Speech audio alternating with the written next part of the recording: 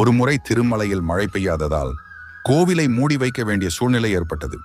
அப்போது கோவிலின் பிரதான அர்ச்சகர், நாம் வருண பகவானுக்கு பூஜை செய்தால் மட்டுமே நமக்கு தீர்வு கிடைக்கும் என்று கூறினார்.